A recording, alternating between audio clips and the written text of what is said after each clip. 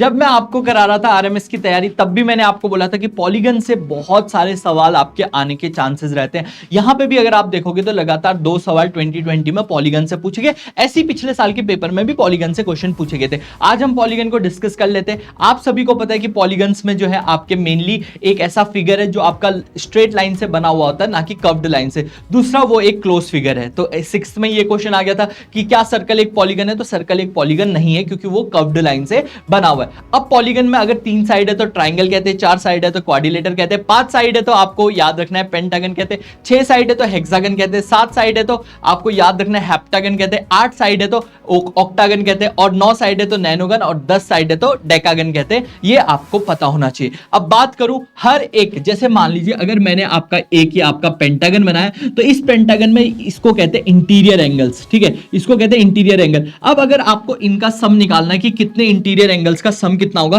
तो आपने जो फॉर्मूला याद रखना है वो याद रखना है n+2 × 180। ये आपका जो है आपका n+2 नहीं n-2 जो है आपका याद रखना n-2 × 180 इसका फॉर्मूला है। अब अगर आपको एक निकालना है कि एक कितना होगा, एक उसको कहते हैं रेगुलर पॉलीगन। अब रेगुलर पॉलीगन और पॉलीगन में ये फर्क है कि रेगुलर पॉलीगन की सारी साइड्स बराबर होती हैं, तो इसका जो फॉर्मूला है वो याद रखना है n-2 × 180/n। अगर एक एंगल निकालना है, अगर सम निकालना है तो आप n हटा दो तो सम आ जाएगा।